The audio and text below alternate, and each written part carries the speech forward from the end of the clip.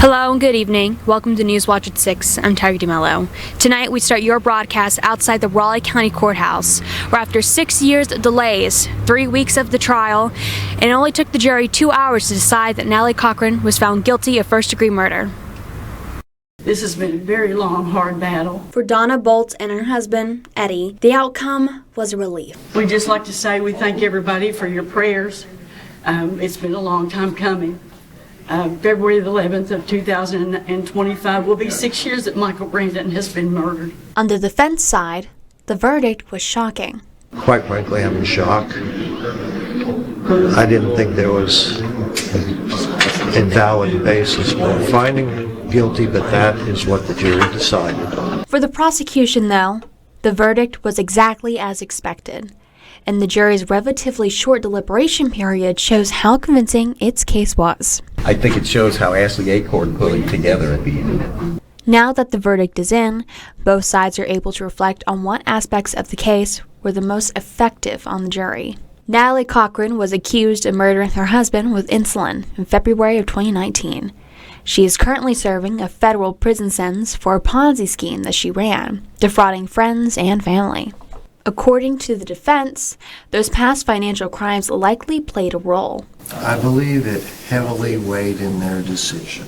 But even after the verdict, the defense does not feel that the prosecution has proven Natalie Cochran's guilt. Prosecution woefully failed to demonstrate, to show the jury how that happened, when it happened, why it happened, and, well, we'll just leave it at that for now.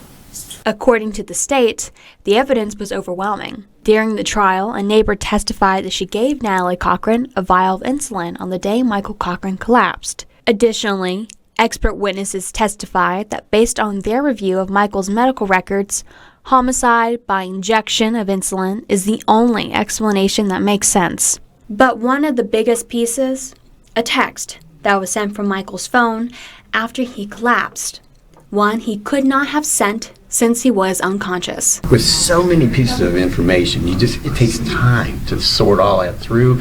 And lo and behold, there's this text. And I think Bob Heinzman said, hey, here's a text you got to look at. And sure enough, it's got a timestamp on it when all the evidence showed there was no way Michael Cochran could have sent that text. In the aftermath of the trial, the state feels justice has been served for Michael Cochran's family. Tom and I, like you said, we came in here at the last minute, and they had so much put together for us already. And I'm the Bolt family, they have suffered so much. And I believe it is truly amazing that we were able to get justice for them and for Michael today. And that is shared by Donna and Eddie Bolt. God's plan has been fulfilled today. Justice is done for Michael Brandon. I want to just say that we just remain strong in our faith, and that Natalie Cochran was held accountable, and justice has been served for Mike. Court will resume tomorrow morning, where they will decide whether or not Natalie Cochran will be eligible for parole after 15 years, or if she will have to spend the rest of her life behind bars. Family members from both sides are expected to testify. Now I'm going to send things over back to Chad in studio, where I will rejoin you guys in just a few minutes. Chad.